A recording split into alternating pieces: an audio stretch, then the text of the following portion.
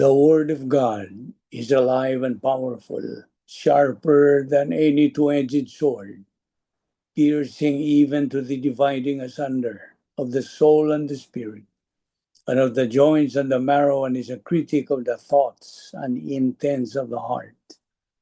All scripture is God-breathed and is profitable for doctrine, for reproof, for correction, for instruction in righteousness, that the man of God might be mature, thoroughly furnished unto all good works. That is in 2 Timothy chapter 3, verses 16 and 17. The entrance of thy words giveth light, it giveth understanding to the simple. Psalms 119, 130. Every word of God is pure. He is a shield unto them that put their trust in him. Proverbs chapter 30, verse 5. Now, without further ado, we will start by using the principle of 1 John 1:9 to cleanse ourselves from any personal sins, mental, verbal, or overt sins. They can become barrier to our study of the Word of God. Therefore, let us now homologeo in Greek, meaning to name, enumerate, cite, admit, acknowledge all our sins directly to God the Father, privately and directly. Therefore, let us pray.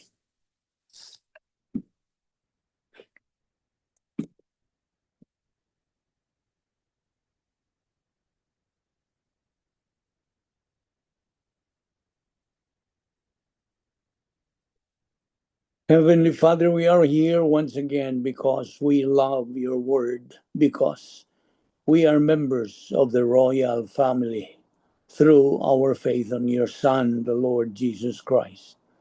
Because from eternity past, our life has had meaning and purpose and with definition.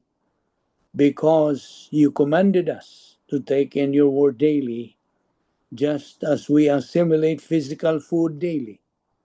We recognize, Father, that this is our briefing, this is our means of growth, and this is the means of glorifying the Lord Jesus Christ. We now pray that you give us the necessary concentration and focus to the things you're going to teach us today. May God the Holy Spirit challenge us. Make these things a blessing to us. All this we ask in Christ's name. Amen. 7 things that we believers in Christ must remember every day. God is our Father. Our Lord Jesus Christ is our Savior. Heaven is our eternal home. The Word of God, the Bible, is our guide in our life.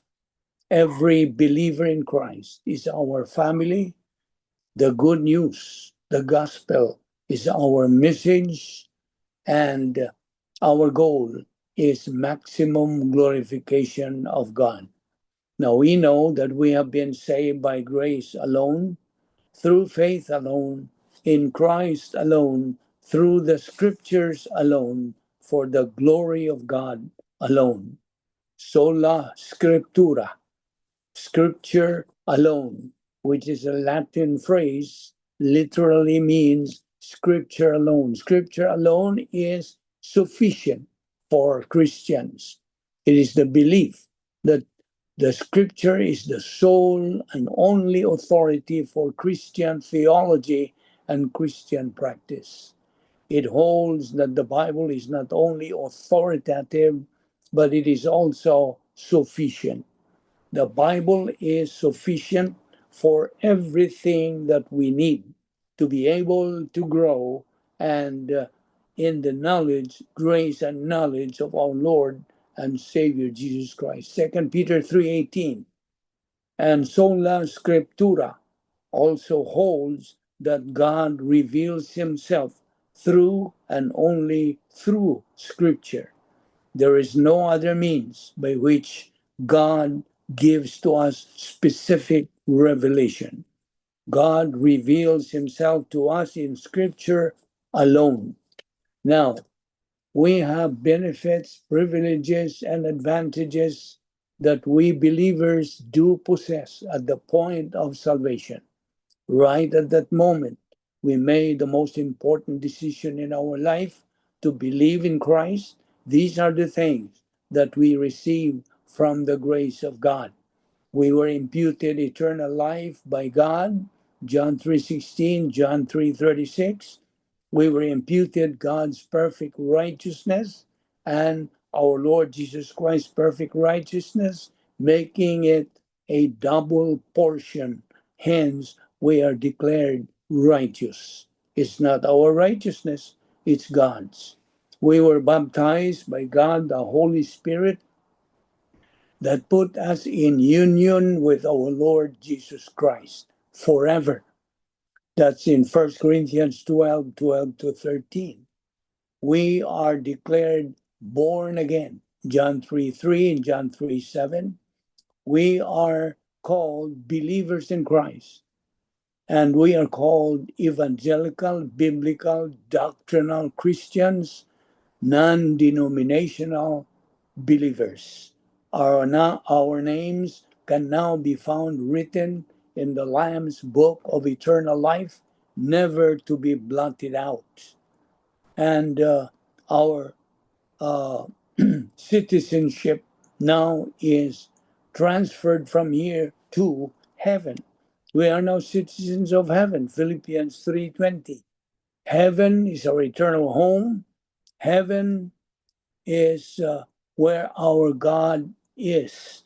God is now our Heavenly Father. We became children of God. John 1:12.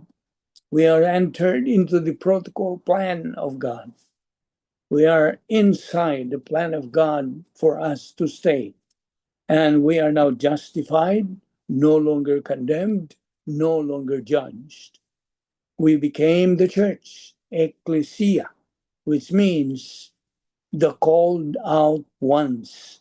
As church, we belong to the mystical body of Christ on this earth. And once this church becomes, or body becomes complete, God is going to rapture it, harpazo, in the twinkling of an eye, 1 Corinthians 15:52.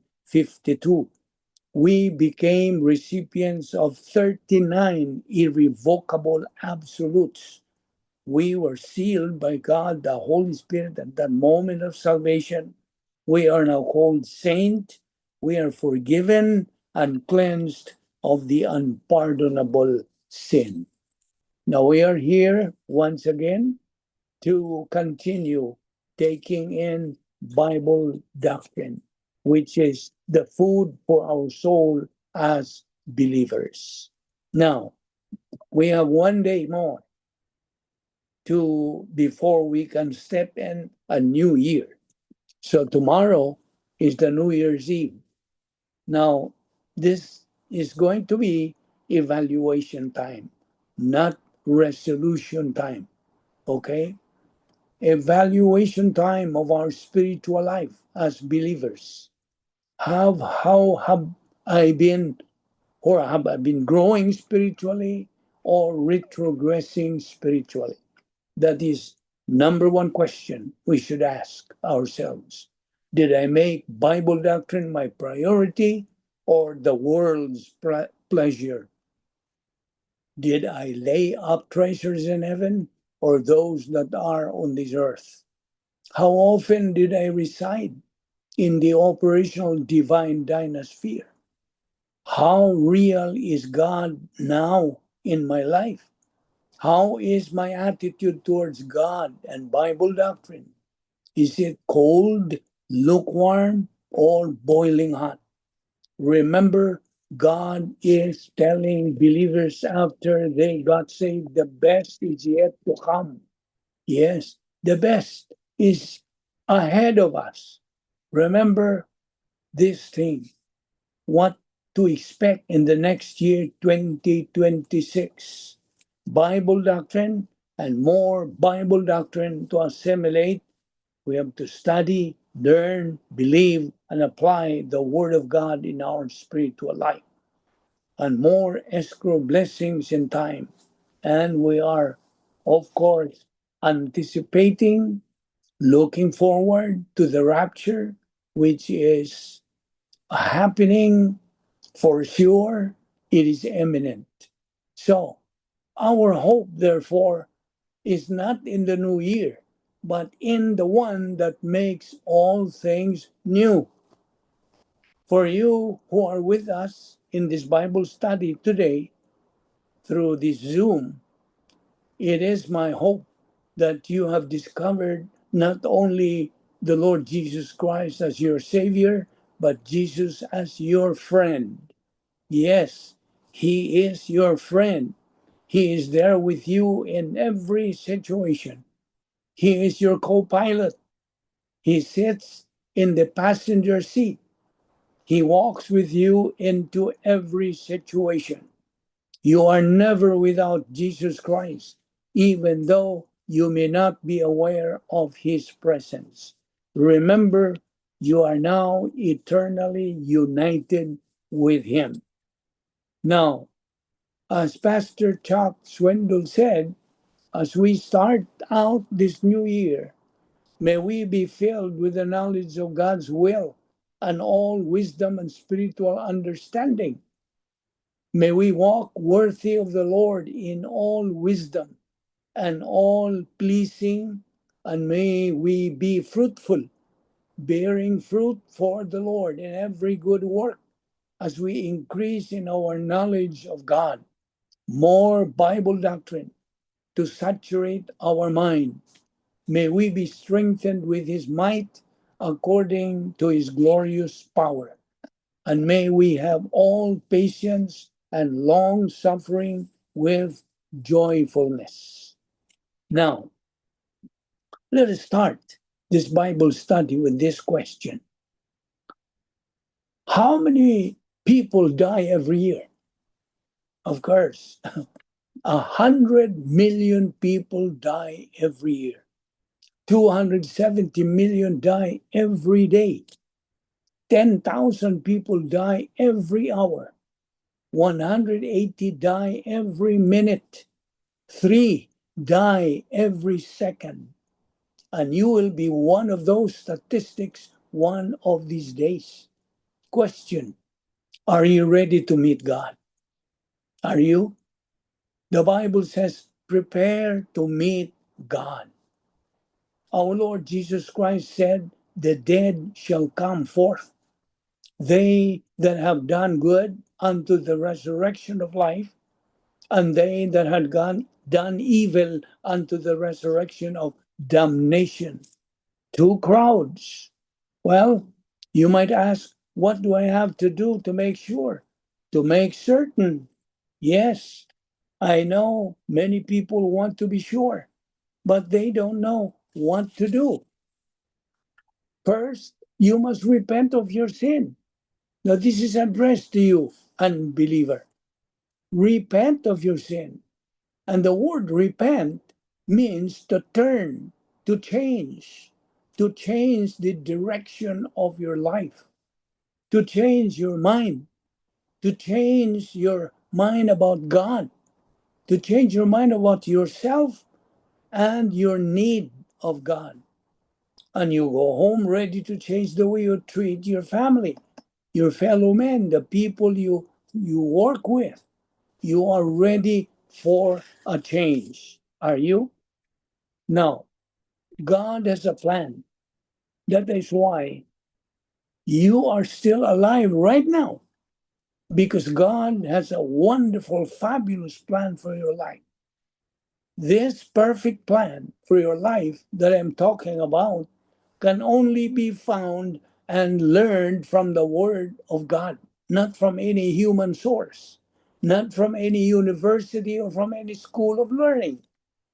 It is only learned and known from the Word of God. That is why we are studying God's Word every day. Of course, these 2 days, Monday and Tuesdays, Bible study is just a supplement, but we are called to study God's word on a daily basis, regularly, consistently, and persistently. Now, may I ask you, where can we find the word of God? Answer: from the Holy Scripture, the Bible, from the infallible and inerrant word of God. The contents of the Bible, otherwise called the Holy Scripture, is the word of God.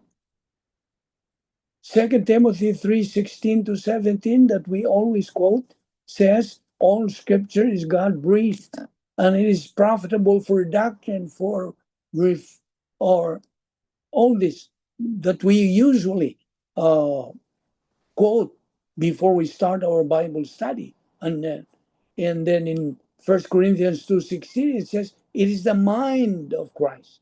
These things that we are studying is the mind of Christ. And besides, in Hebrews chapter 4, verse 12, it says, the word of God is alive and powerful, sharper than any two-edged sword, piercing even to the dividing asunder of the soul and spirit, and of the joints and the marrow, and is a critic of the thoughts and intents of the heart. Now, the plan of God. To describe God's plan for your life, it is this: a right thing done in the wrong way is wrong. A wrong thing done in the right way is wrong. A wrong thing done in the wrong way, the more it is wrong. It is only a right thing done in the right way is right. That is the description of God's perfect plan.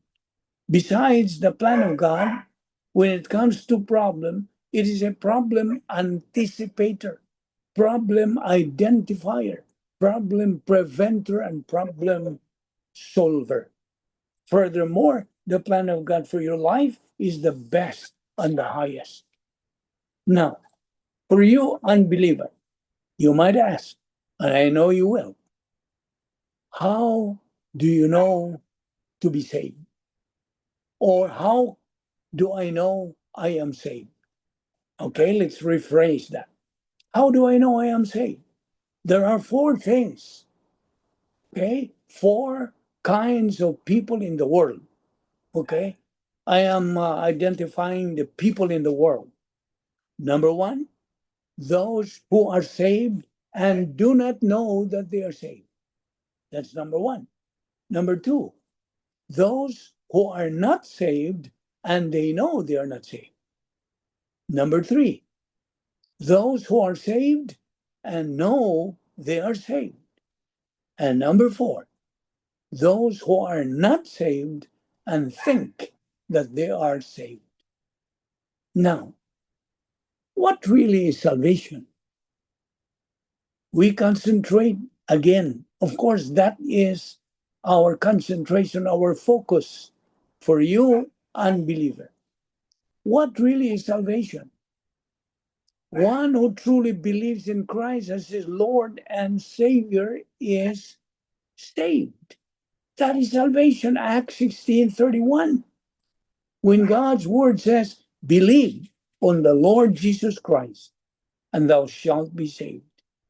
He who puts his genuine, sincere, honest, childlike faith, full weight of it, full, on the person of the Lord Jesus Christ, the person is truly saved.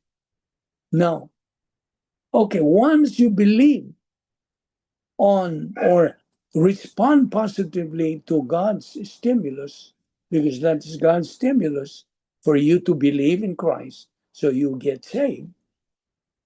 J.R. Riley or Ryle once said, and I quote, a converted man is happy because he has peace with God.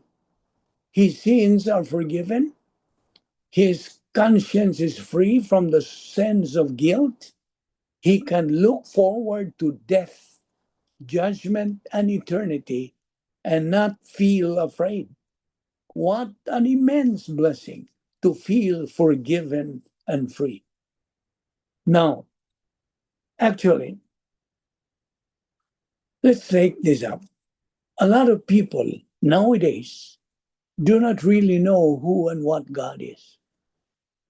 They think God is the one who just rules and dictates like a dictator. They only call God when everything goes wrong in life. They would complain saying, why did God let this happen to me? Or say, they just don't know who and what God is. You see, they call catastrophes or unusual disasters in this world as act of God, Mother Nature. That's how they call. Actually, they don't know who and what God is. But let me tell you that. Tell me this. God is a giver. He gives out his word. That's why we're studying his word. He is giving this to us. He gives out his word so we can know that he has a plan for our life. You see, God is organized. He is organized because he is perfect. You see, look at what he designed in the organization of our body and its respective functions in order for us to be alive. We have a heart covered by the sternum. We have a brain encased by the cranium. We have 2 feet, etc., etc., 2 hands, etc. And look at all his creations. Look at the moon, the stars, the galaxies, the space. Why do the stars shine and exist without smashing each other? God, the Creator, has a perfect design. He even knew before he created the universe and everything in it that you're going to listen to his word. He knows that. He knew that in eternity past. That's why God is sovereignty, perfect sovereignty. He is righteousness. He is justice. He is love. He is eternal life. He is omnipotence. He is omniscience. He knows everything. He is omnipresent. He is immutable. He cannot change. He's the same yesterday, today, and forever. And he is veracity. He is truth. That is the essence or attributes of God. Okay. Now, some people want to get saved, of course. Now, what are the reasons why people want to get saved? Why? Well, number one, their knowledge of the existence of God. That's God consciousness. Romans 1:18-20. Number two, their fear of death. They're scared. They're afraid of death.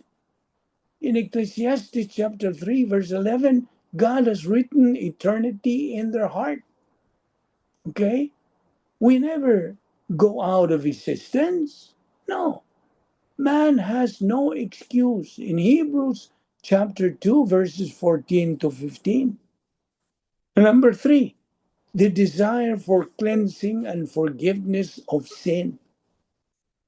Number four, people are looking for meaning and purpose in life. Now, okay, so we are concentrating on the gospel, which should be the focus, your focus as an unbeliever. You see, in Romans chapter 1, 18-20, in verse 18, it says, for the wrath of God is revealed from heaven against all ungodliness and unrighteousness of people who suppress the truth by their unrighteousness. Verse 19, because what can be known about God is plain to them, because God has made it plain to them. And verse 20, for since the creation of the world, his invisible attributes, his eternal power and divine nature have been clearly seen because they are understood through what has been made. So people are without excuse. You see? No excuse. And then you might ask, what is the true gospel? Well, Any person who does not believe and love the Lord Jesus Christ, 1 Corinthians 16:22, it says, let him be damned. You see, it's irritating to hear people say that God loves everybody unconditionally. No. In fact, everybody is under curse. Do you know that? Everybody's under a curse. Everybody's damned if they do not love the Lord Jesus Christ and believe the true gospel. And the most damnable of all things is not only to believe a false gospel, but to propagate it as if it is the true gospel. They are devilish liars. We need to get to a place where we are willing to pronounce a curse on those who destroy and corrupt the gospel. You see, once you believe in the Lord Jesus Christ as your Savior, besides you are being saved, you are united to the Lord Jesus Christ forever. And the Holy Spirit comes into your life, indwells your body. Know you not that your body is the temple of the Holy Spirit? So may I ask you again, do you believe in the Holy Spirit? Do you believe in the Holy Trinity as a whole, the three members of the Godhead? First of all, the three members of the Godhead held an eternal life conference because as they look at the corridor of time, they saw perfectly through God's omniscience man's deplorable condition, unfortunate condition, being totally separated from God because of what they did in the garden. God the Father, therefore, presided in the eternal life conference and said, what are we going to do to rescue, to save, to deliver man from going to the lake of fire, to hell? Right away, our Lord Jesus Christ, the second person of the Trinity, stood up and said, I'm going down to the tiny earth to save man. I'm going to die for him to save him.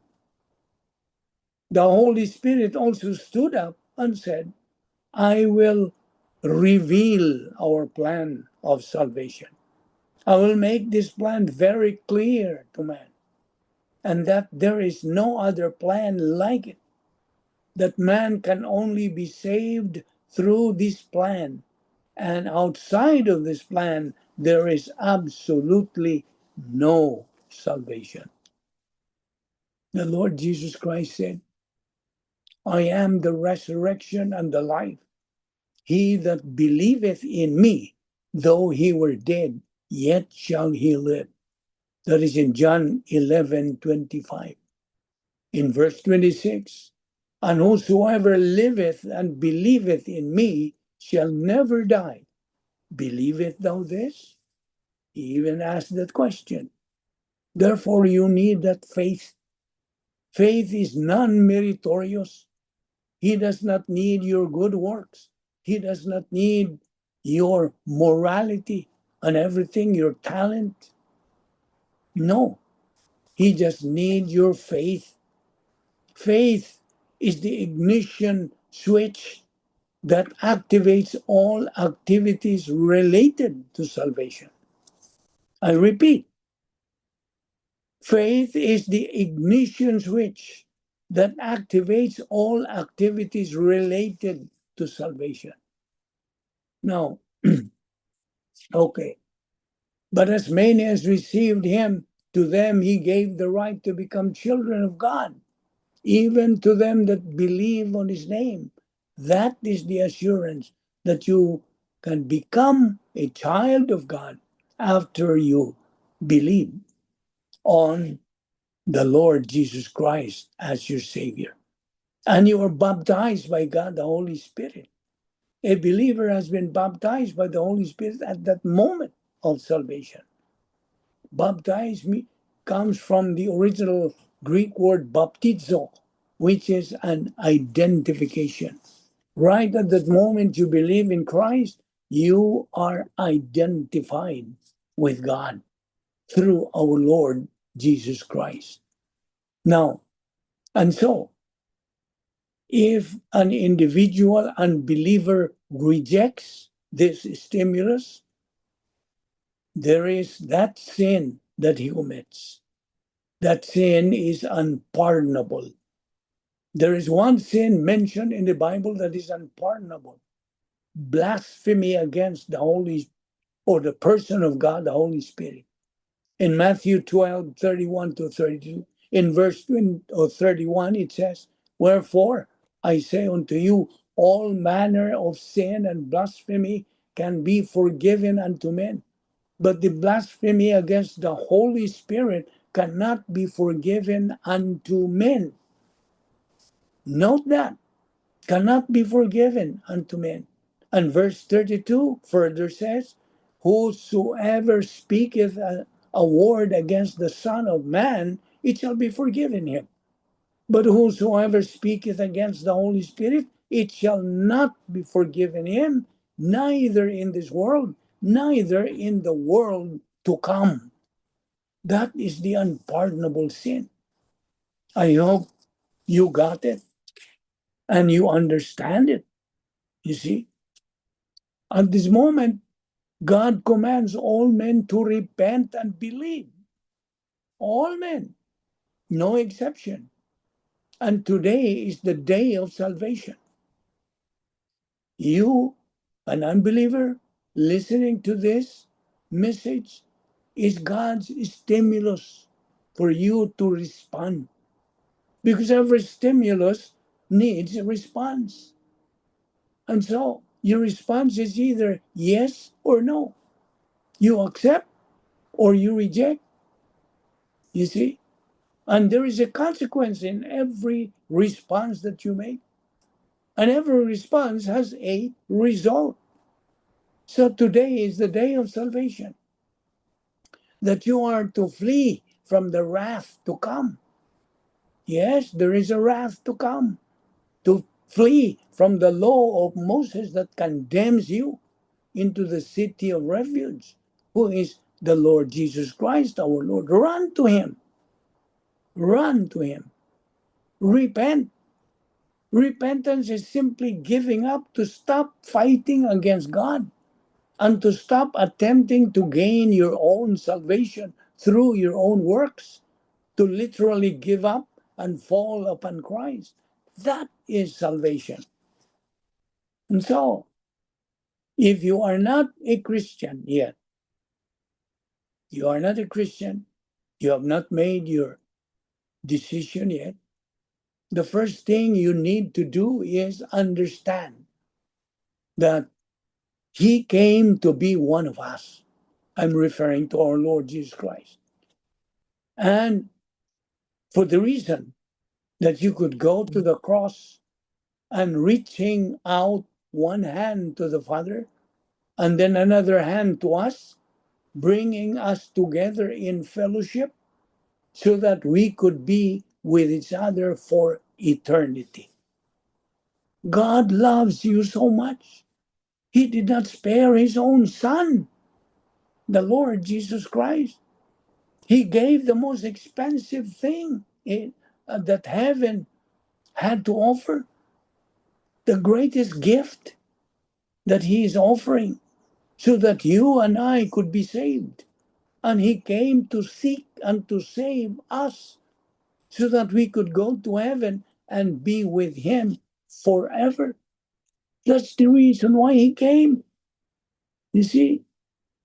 Now, David Jeremiah once said, and I quote, people do ask this question: why is it important to study heaven?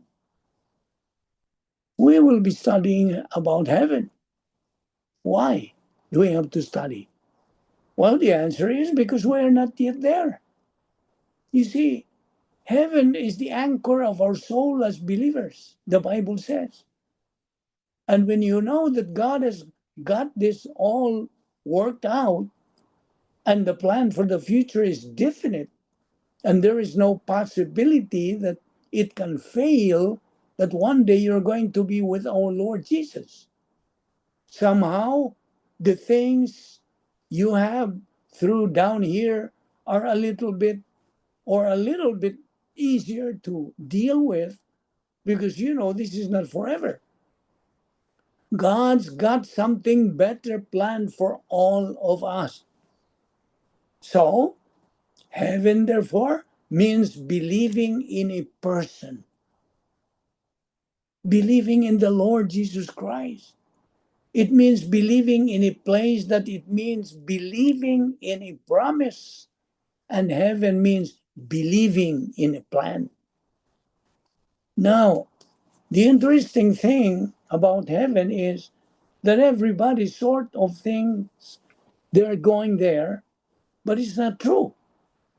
And if you don't know for sure how to get to heaven, you should listen up, because I'm going to give you the plan.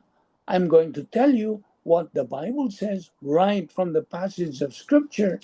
It could not be clearer if you are watching through this Zoom Bible study, or maybe you are at home. I hope you will listen up. And if you are not a Christian, you say, well, I don't know if I'm a Christian, or when I get done with these next few moments, you're going to know whether you have done what the Bible says you need to do to go to heaven. Not everybody who says they're going to heaven is going to heaven. No, you don't just get to heaven there because you think you're going there. No, it is definite. Definitely, you can go to heaven and you are assured of living there forever if you respond positively to God's stimulus. I always mention about this stimulus because actually it is God's stimulus. God's stimulus is the cross.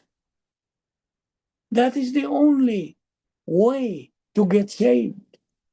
You see, the only legitimate evidence of real salvation is a transformed life. Yes, your life will be transformed if you truly receive Christ as your Lord and Savior. Now, this is still about salvation or the gospel. In systematic theology, let's define religion. What really do we mean by religion? Well, the biblical category, religion by definition is man, listen, it is man seeking God through human effort. What are these human efforts? Rituals, systems, works, merit, human good. You see, religion is Satan's counterfeit to blind mankind, according to 2 Corinthians chapter 4, verse 4. Whereas in Christianity, by definition, biblical category, Christianity is God seeking man through grace. Are you following me? Okay. Christ does the work. It is He who is doing the work. Man responds with non meritorious faith. Perfect righteousness, one of God's attributes, is imputed at salvation. He sort of clothes you with His perfect righteousness. And so, if you are a believer now, you are now wearing God's perfect righteousness. And that is where God's grace blessings are or flow from there. It goes down to His perfect righteousness while you are wearing this perfect righteousness. You know what I mean? So man responds with non meritorious faith, perfect righteousness imputed as salvation. Eternal life is given instantly. Eternal life. You now have eternal life if you are a believer. John 3:16, John 10:28. Furthermore, Christianity is a relationship, not a works system. Not. Now, let's contrast religion versus Christianity. I want you to listen very clearly. Religion, let's take up religion first. It is man's work, human merit, ritual, human righteousness, uncertainty, satanic deception. Okay?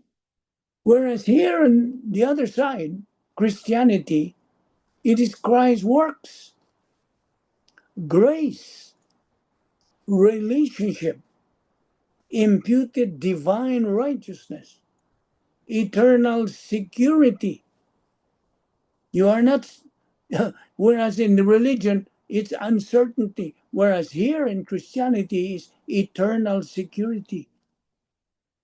And here on religion, satanic deception, while here in Christianity is divine truth.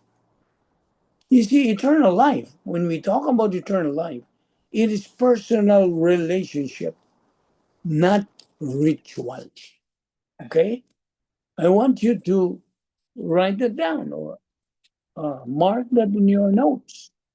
So, we are going to evaluate our life before we step on another year. We are going to review our past lessons, okay? Recall what we have already learned, what we have studied and learned and believed and applied in our life. You see? But this is the key. In order for you, fellow believer, I am now addressing this message to you, fellow believer. There is indispensability of confession. Confession is the key to it all. Without it, there is no cleansing of personal sins. Thus, you remain in the carnal state. And you are a potential reversionist if you do not do anything about it. If you do not confess your sins. Number two, there is no spiritual momentum and growth. None.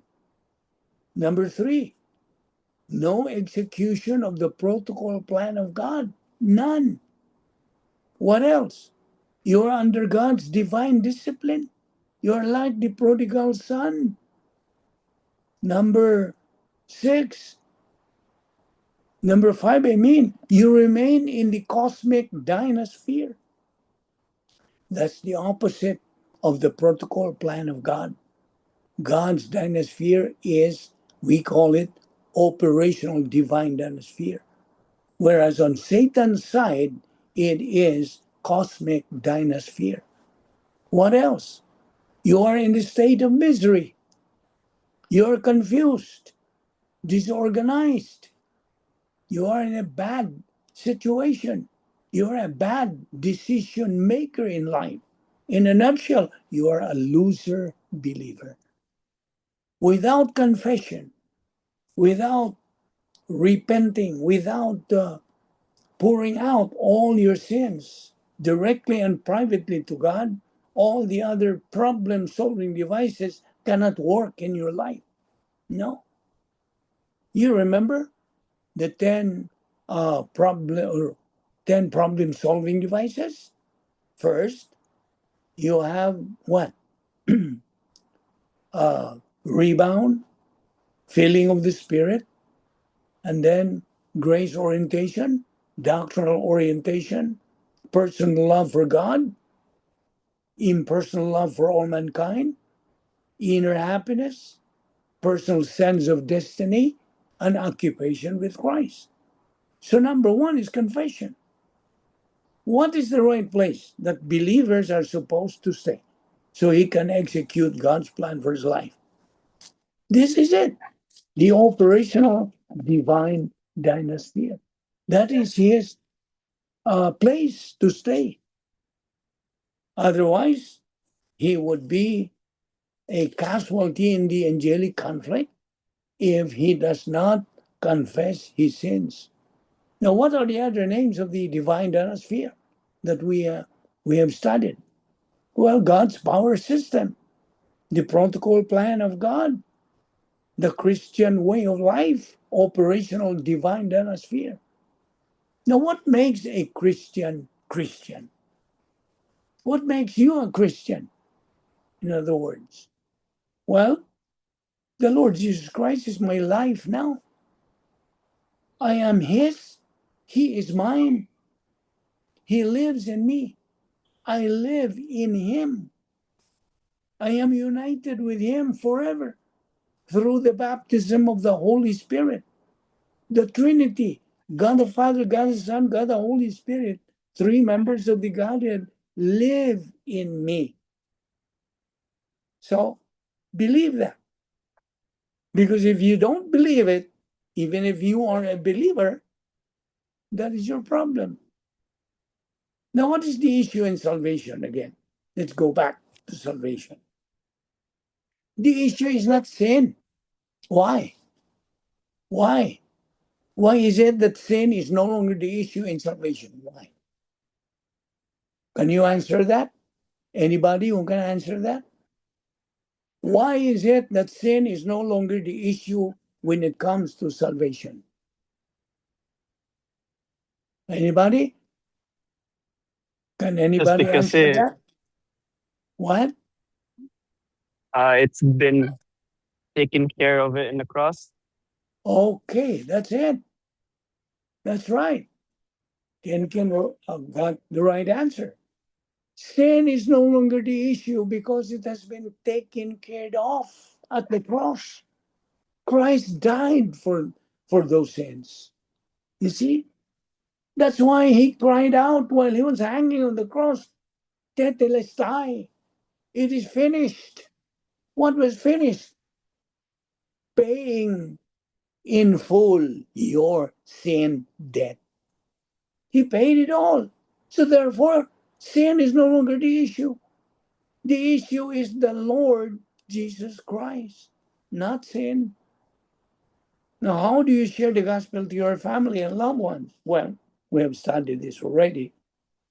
What is the gospel? The shortest gospel message you can give them. Do you know? What is the shortest gospel message that you can share with your loved ones? Very, very short. The shortest, in fact. It is what? Believe or burn. Yes. If they negatively respond to God's stimulus of believing in Christ, then the consequence is very sure: the lake of fire, condemnation, you see, the wrath of God. But if you respond positively, you accept Christ as your Lord and Savior, the result of that response is what? Eternal life. That's it. Just as simple as that. Now, another question I would like to ask you.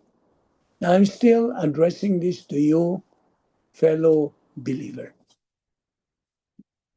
Is doctrine working in your life? Is doctrine working now in your life as a believer? Are there changes in your life as a believer that you now experience? If you're really positive to doctrine, are you taking it in daily basis? And are you applying it in your daily experience in life? Because if you have not experienced some vivid and clear results of doctrine to work in your life, then you still have a long way to go in your spiritual life. Of course, we live one day at a time. Bible doctrine every day. Every moment of every day we should apply in our life. Now, what is the difference? Again, we go back to that question. What's the difference between Christian life and spiritual life? What? The Christian life is different from the spiritual life. Listen, the Christian life is your personal identity as such, a follower of Christ. That's why you are a Christian. You have that Christian life.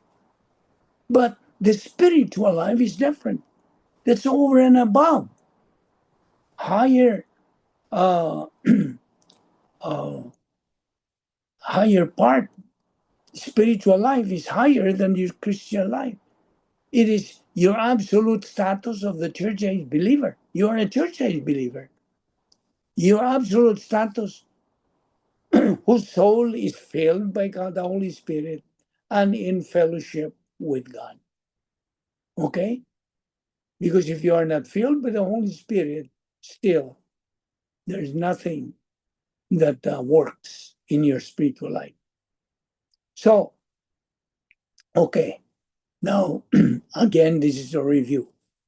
Can you distinguish now the difference between human good and divine good? Well, I know some of you have already memorized that, learned that by heart, that human good is anything and everything a believer does outside of the plan of God. That's human good.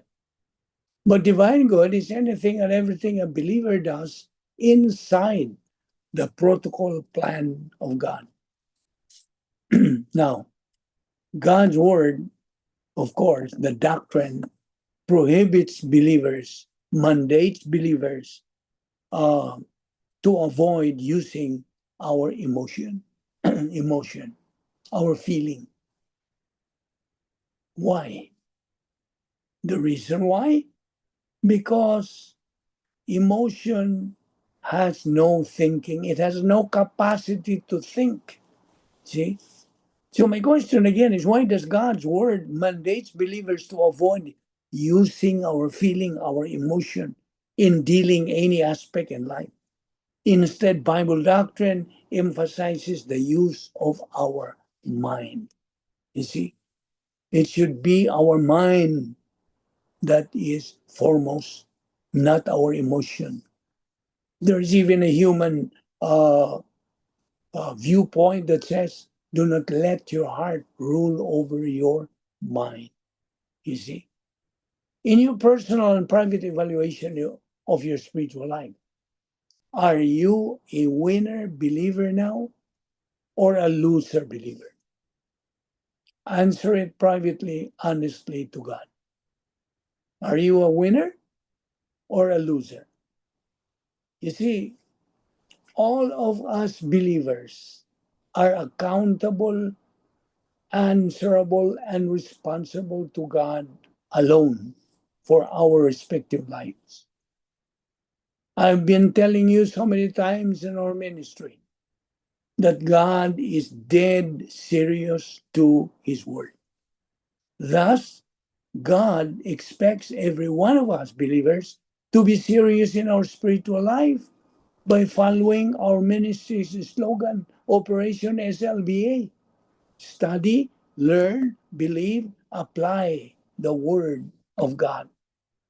You see, if we are positive to grow up spiritually and reach the higher ground of spiritual maturity, the capacity stage, then let's do it.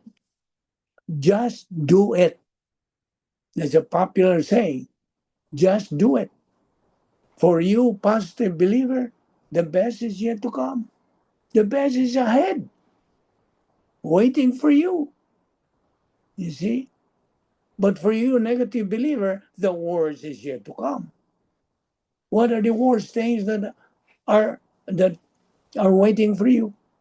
If you are negative, no love, no desire, no uh, time to set aside for Bible study, no desire, then expect the worst is yet to come. What are these worst things? Misery. What else? Failure, demotion, adversity. They await you. So you have to choose. Choose. You have your volition. Use your free will. Now, there are 7 signs uh, that you are saved. There are 7 signs that you are saved. Well, there's an adage that says there's nothing sure in life but death. Well, there's no doubt about that because all of us are going there, right? All of us are going to die. But how do you know that you are really saved? That was my original question. How do you know that you are really saved? Okay, number 1. But you can be certain of your salvation. Yes, you heard me right. You can be certain, you can be sure of your salvation. You can be sure and certain confidently 100% that you are already saved. Because you see, listen, there are people out there who doubt of their salvation. I mean, believers, okay, of course, they are saved, but they still doubt. They have that doubt of their salvation. They do not seem to be very sure. And they have a lot of reasons why a person would doubt of his salvation. But one of these reasons, I'm sure, is this. Why they doubt of their salvation? Ignorance of truth. Because they're negative. See? They have no time to study the truth from the Word of God. That's why they doubt. They have no doctrine inside their soul. You see, if you don't have the truth, plus you just use your feelings, that's it. You're in big trouble as far as your spiritual life is concerned. You have the reason to doubt of your salvation because of that. But once you base your faith on the truth of the Word of God, the assurance of your salvation is grounded on what is absolutely true, as what God assures through His inerrant, infallible Word. In 1 John 5:12, it says, He that hath the Son hath life, and he that hath not the Son of God hath not life. Is it not clear? And number 2, reason why believers doubt. Know you are saved if Christ is already in your life. Okay? You have to know you are saved if Christ is already in your life. You know you are saved when you want to keep His commandment. You want to obey God's word. You know you are saved when uh, you hate to commit sin. Yes, you don't like sin anymore. You hate it. 1 John 5:18 says, we know that everyone who has been born of God does not keep on sinning. You see? Of course, it doesn't mean you won't sin anymore in your life. You are still susceptible. Listen, underline that word. You are still susceptible to commit personal sins. Why? Because you still possess, as all people have, this Adamic fallen condition, the old sin nature. But it's no longer your burning desire to sin. That's the main thing. You don't have the burning desire to sin because of your being a new creature, being a born again person. That's a big difference than to an unbeliever. The unbelievers are just, well, it's natural for them to commit sin. It's natural. It's their second nature, I would say. You see? But for you, believer, you are no longer susceptible to, or I would correct that, you no longer have that desire to sin. You even hate sin. And what else? You know you are saved when God answers your prayers. Yes. That's one indication that you are sure you are saved. God answers your prayers. God says He's going to answer the prayers of His children. John 14:14, if ye shall ask anything in my name, I will do it. That's what God says in His Word. And you know you are saved if you prioritize God's Word in your life in order to saturate your mind with the Word of God. And what else?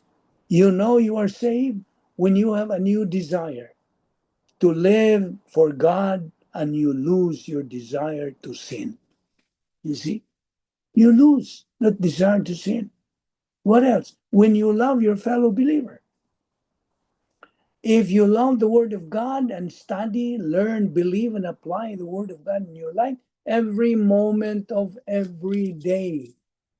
You see, application of doctrine is done on a minute by minute basis.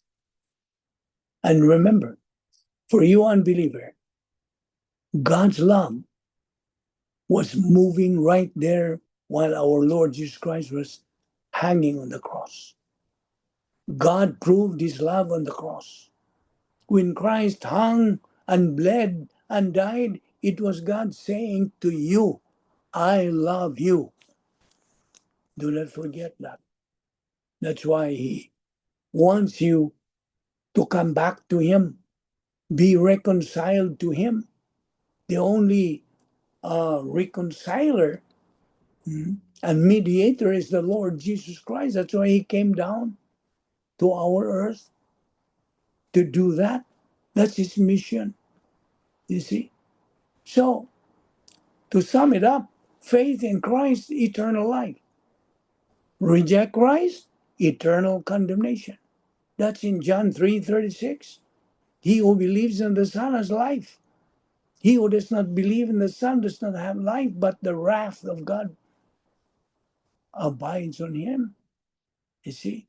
Therefore, the shortest message for you unbeliever is believe or burn. Believe or burn. What do you mean by that? When you believe in Christ as your Lord and Savior, heaven is assured. Your security, eternal security, is already settled right there and then at your moment of salvation because you believe in God's word. You believed in His stimulus. You responded positively. And so heaven, there in heaven, no more pain, no more suffering, no more tears, all this. Revelation 21:4 says, God will wipe away all tears from their eyes. There will be no more suffering, no more pain, no more death, because the old things are passed away. And you go there, or your home, sweet home. Heaven is your home, sweet home. Eternal happiness there. Streets of gold. There is fullness of happiness, Psalm 16:11. And what else? On the other hand, I would say, if you reject the Lord Jesus Christ as Savior, if you are negative, then the real message for you is burn. Burn. Baby burn, they would say. Hell is your destination. A ghastly, awful, ominous, horrible future there in the eternal state, the lake of fire. There is anger forever. There is frustration forever. There is hatred forever. There is suffering forever. You will be thirsty forever. You will be hungry forever. There is darkness forever. Worst of all, no more escape from that horrible condition forever. Total pain forever. Total loneliness forever. There's no more sleep, no more rest. In short, they have reached their PNR. You know what's PNR? Point of no return. Our Lord Jesus Christ about Judas Iscariot, better for you never to have been born. That is what our Lord is going to tell you, unbelievers. Better for you never to have been born. This may be the last message of salvation that you hear. I'm not scaring you. It's just a warning. You see, it's just a reminder that God's love is waiting for you. He wants to accommodate you, to receive you, to accept you. Therefore, this is the last message you may hear. Today, if you will hear his voice, harden not your heart. That's in Hebrews chapter 4, verse 7. See? So if you've never believed in Jesus Christ, there's one issue that matters most. Our Lord Jesus Christ said, I am the way, the truth, and the life. No one comes to the Father except through me. John 14:6. The Bible tells us he made him who knew no sin to be sin for us on our behalf, so that we might become the righteousness of God in him. 2 Corinthians 5:21. 2 Corinthians 8:9. For you know the grace of our Lord Jesus Christ, that though he was rich, yet for your sake he became poor, so that through his poverty you might become rich.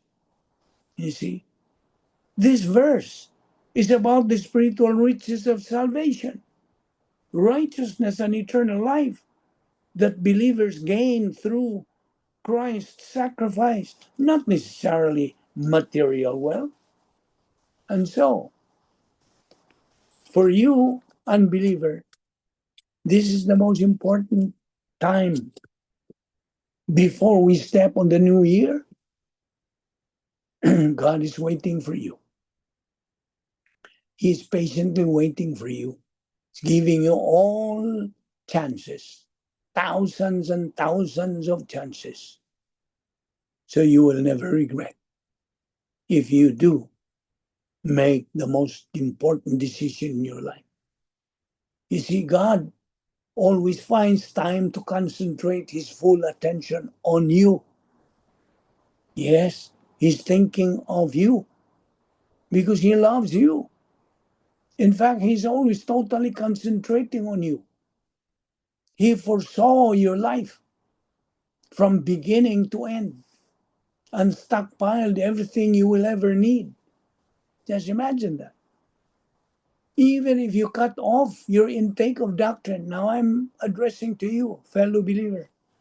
Even if you cut off your intake of the Word of God and take a spiritual nosedive into reversionism, God has just the right type, and the right amount of divine discipline ready to meet the need. He's going to discipline you. You are his child. He knows the best way to bless you if you continue in his word. Discipline you. He knows exactly where it hurts most. You see, in spite of everything, he knows about you in spite of your yet future failures, which would shock you if you knew about them. He's perfectly relaxed about you. God is relaxed when he thinks about you. And listen, he faithfully supplies all the logistical grace necessary for you to advance day by day in learning the Word of God. God, the Holy Spirit, controls you 100% when you confess your sins, while the old nature controlling you 100% also when you sin. You see? Now let me rephrase that. God, the Holy Spirit, controls you 100% when you confess your sins.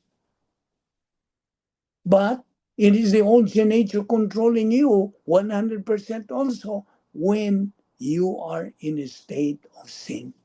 When you are carnal, You're controlled by the old sin nature 100%.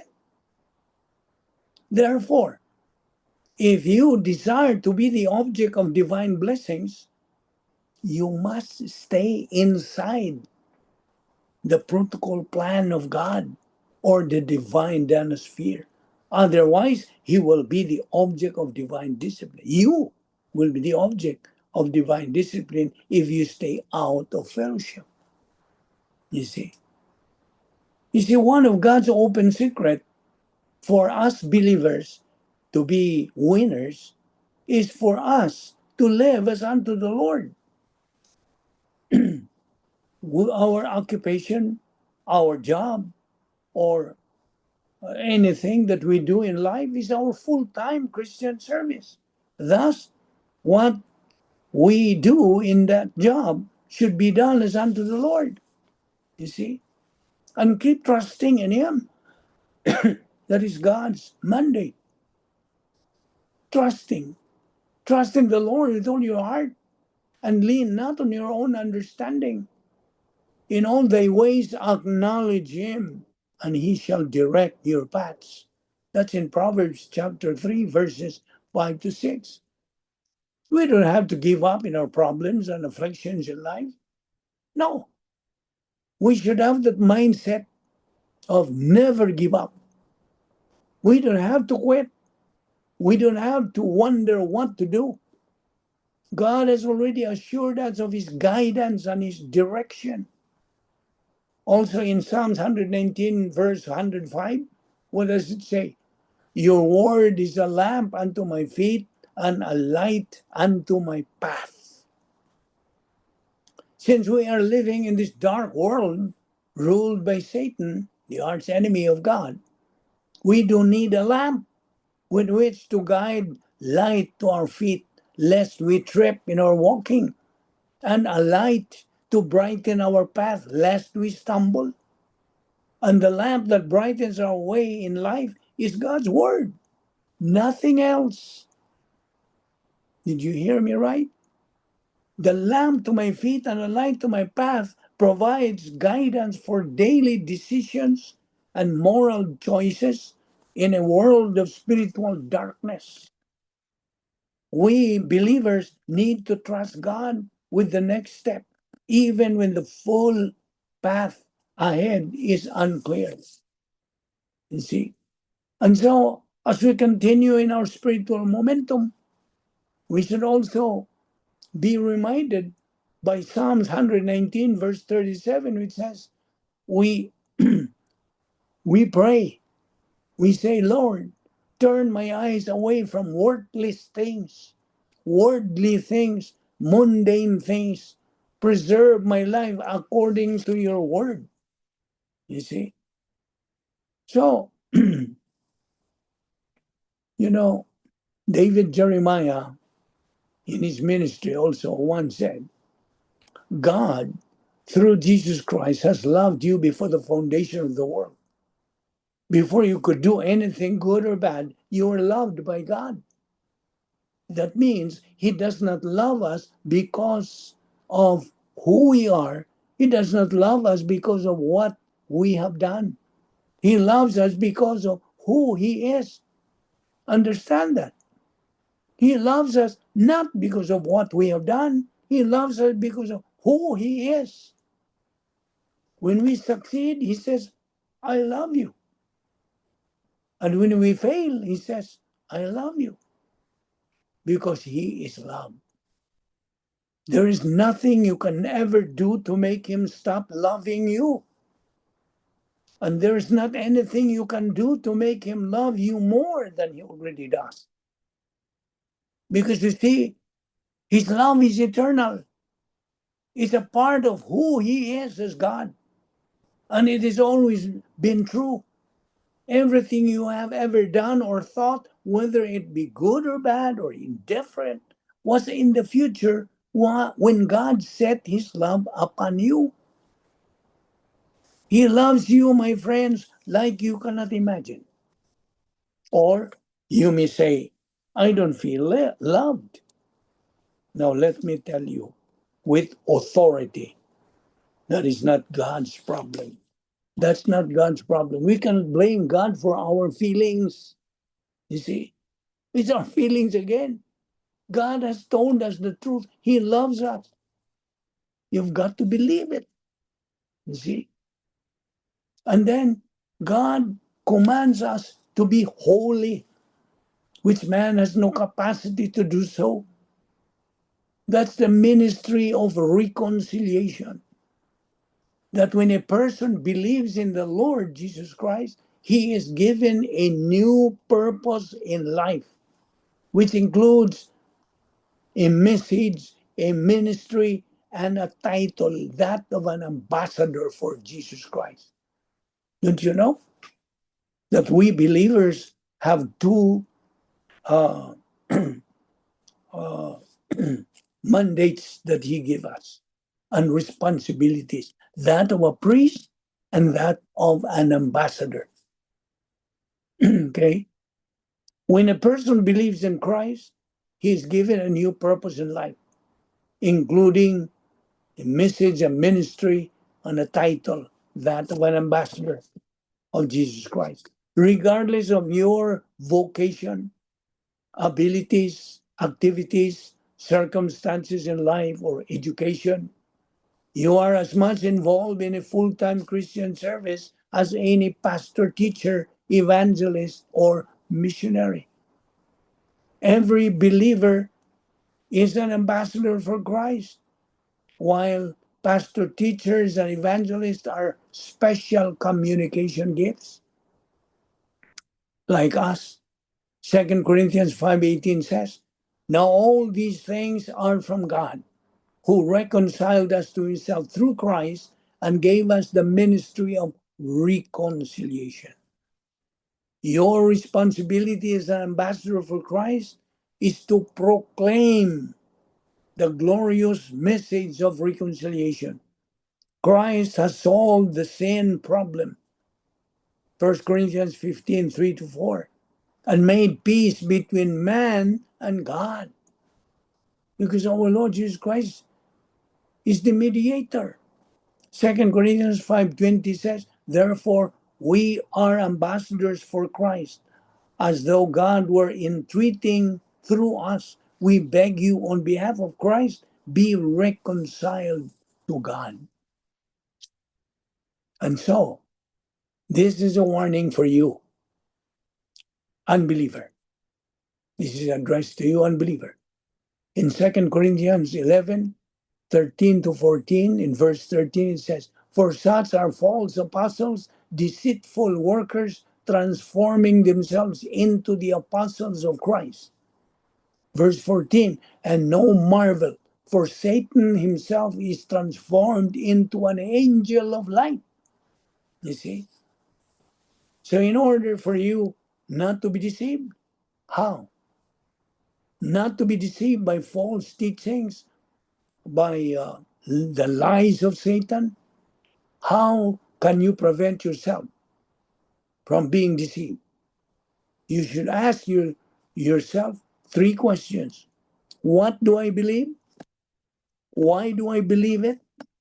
Where is it found in the Bible? These are the three questions that you have to ask yourself, not to be deceived.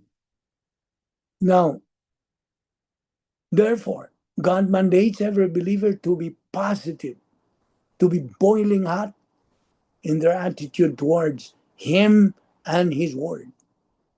Because believers who are positive to doctrine are advancing in their spiritual life. Not these believers who are growing and now maturing believers are not like-minded with believers who are negative to Bible doctrine and not growing in doctrine. See, you cannot be like-minded because they have a different perspective and outlook in life, although they are believers. You see, a believer with doctrine is walking in the light, but a believer who is negative is walking in the dark. Light and darkness cannot go together. Cannot. Believers are in the light, while believers, or unbelievers, are in darkness. Two kinds of people in the world, believers and unbelievers. Two kinds of unbelievers, religious, ascetic, and lascivious unbelievers. You see. Now, yesterday I was discussing about the discipline, the difference between the discipline and judgment. You see, discipline is only for believers. God is going to discipline believers if they go out of fellowship.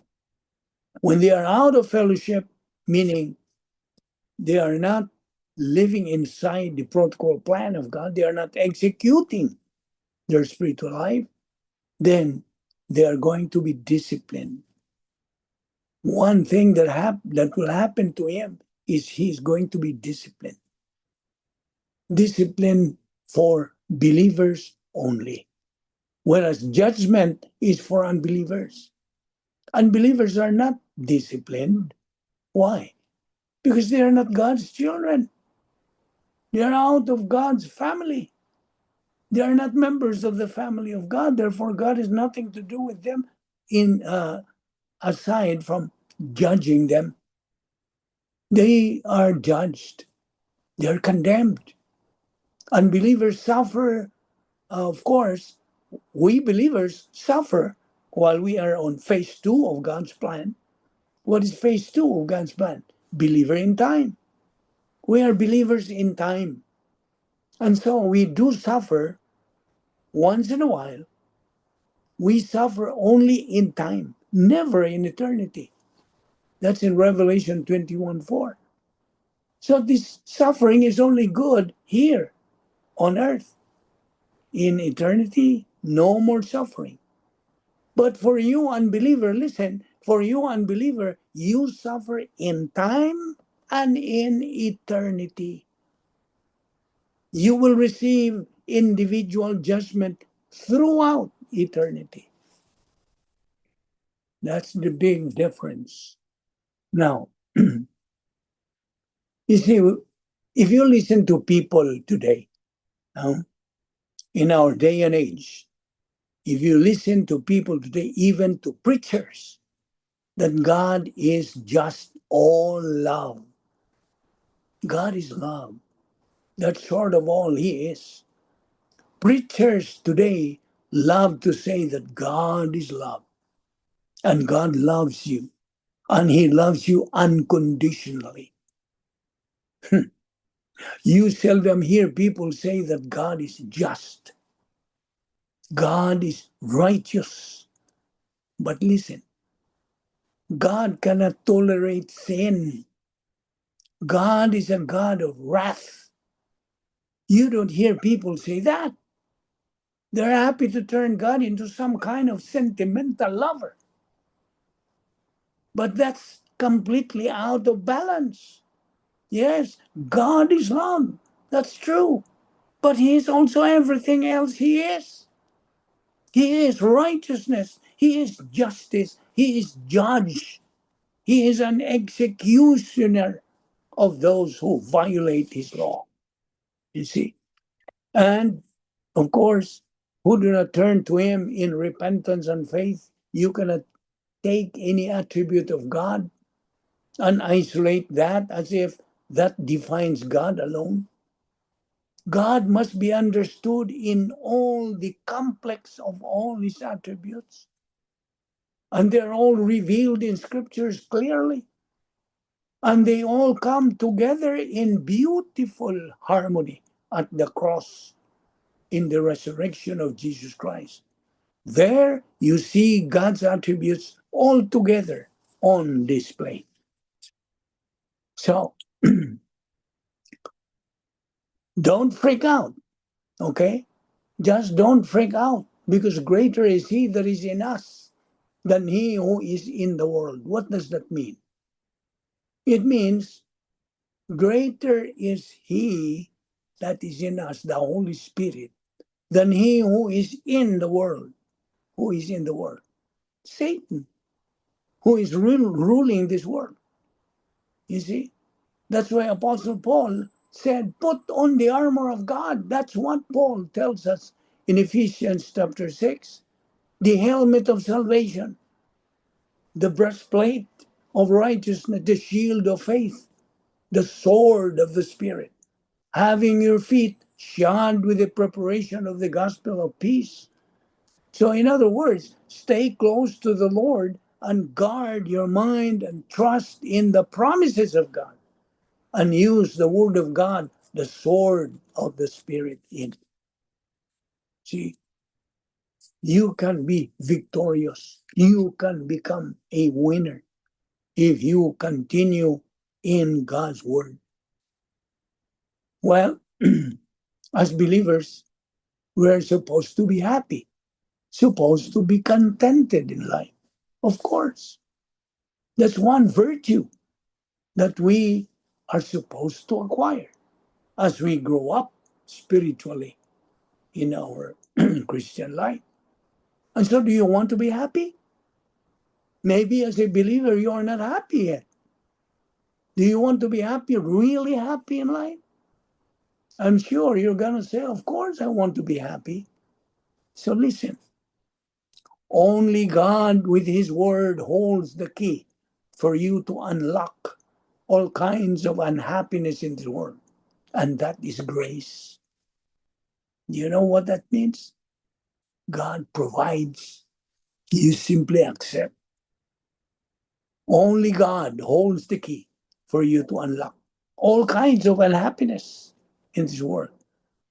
But today, most people do build their happiness on the following: money, material things, power, fame, and honor, entertainment, drugs, booze, house, new cars, travel, etc. The question is, are the above things that I mentioned, are they wrong? No, they are not wrong. It is when you prioritize them that they become wrong. You see the difference? And those things do not make you really happy. Now, what really makes you happy? Answer: only by being in fellowship with God.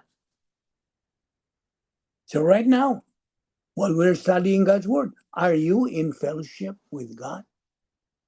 You see, that's the key to be happy in life. Only by being in fellowship with God.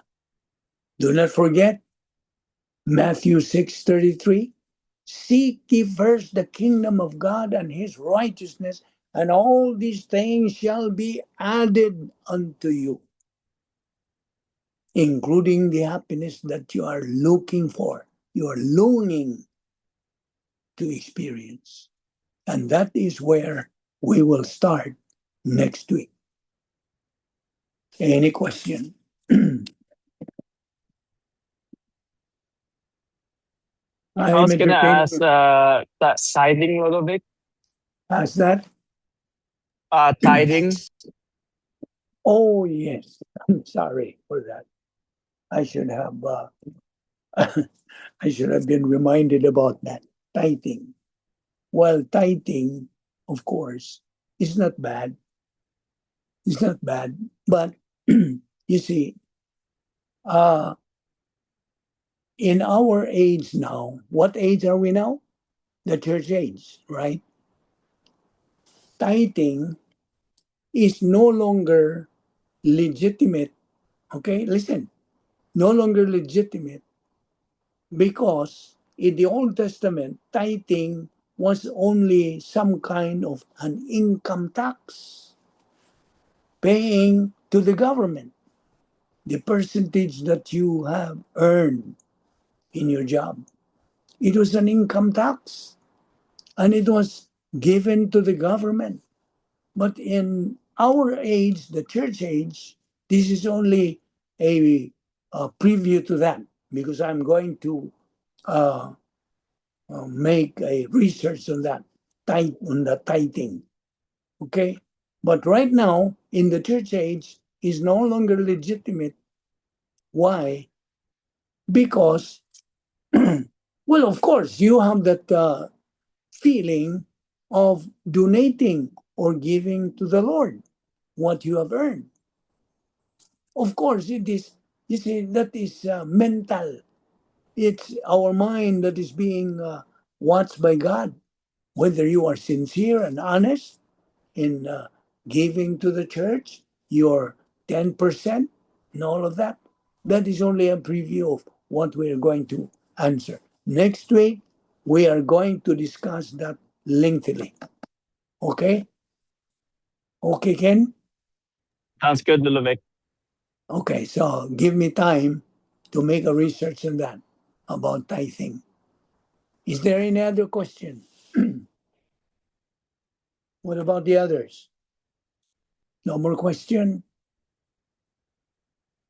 Okay, so we will continue our Zoom Bible study next week, as usual. Next year, okay? So it's gonna be next year. We're going to continue as usual. Okay, so this time, when we ask Junior to lead a prayer, a closing prayer, John? Di pa ko trabaho nung. Anyway, Ken, can we ask Ken to say our closing prayer? Sure, but can you guys hear the background noise? That's not. Kadungog ba sa background noise? There might be No, background noise. there's none. I did not hear Sige, sige. anything. Okay. Sige. Heavenly Father God, we come before you, Lord Jesus. Thank you for this opportunity to be able to hear your word and to be able to speak to us, Lord. And Father God, I pray that you continue to motivate us, encourage us, and challenge us, and continue to help us in our momentum, Father God, to use our volition positively, Father. And I pray that you continue to work in Lubic's ministry and help us all grow in the knowledge of you, Father. We thank you for your grace, mercy, and love.